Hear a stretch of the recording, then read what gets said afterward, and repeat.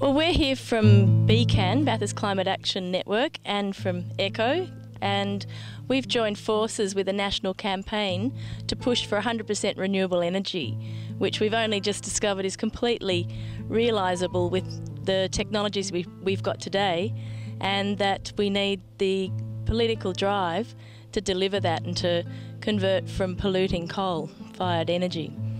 I've been involved with the 100% renewable energy campaign, as Tracy has, since the end of last year.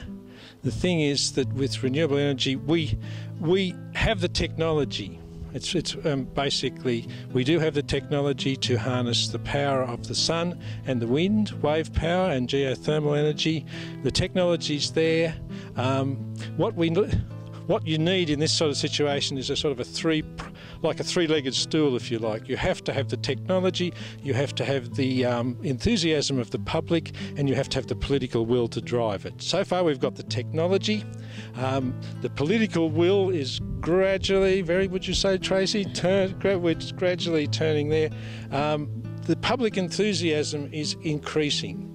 People now are turned on to renewable energy, and basically that's our job, isn't it, Tracy? Where one of the things we're going to do is to find out what the public wants, to engage the public to talking about renewable energy, so that we then can go and talk to our politicians and say, hey, everybody's onto this stuff, how about you giving it a bit of a kick yourselves? The experience around the world has been an enormous increase in jobs from the new industries generated from renewable energies. This region and Australia is dependent on coal, and really the future of coal is very dated, it's very numbered, and it's very polluting on every scale. And also even the new technologies that they're looking at for our energy, which is the gas and the devastating effect that's having on water and on our agricultural land. That's why we're saying we've got this incredible, bountiful resource that's infinite. Australia's best poised to have renewables. We used to be world leaders, and unfortunately we've let that slip away, and we have to catch up. So that's why we want to see the Central West and Australia move into renewables.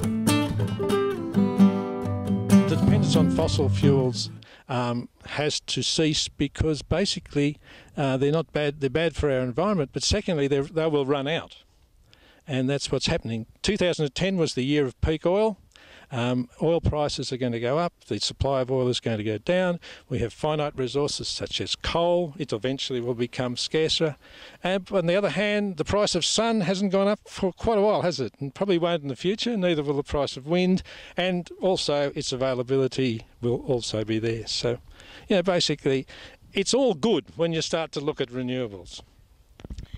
And critical about this campaign is it tells people how we get there, and what we need is to make sure that investment in renewables is possible, and how we achieve that is through having a feed-in tariff, they call it. So that's basically the government assuring the price that will be paid for renewable energy, so that when people go to the bank to raise a loan to put in the wind power, the solar power, they can guarantee the price they'll get back, and pay off the debts that will come from putting in that infrastructure.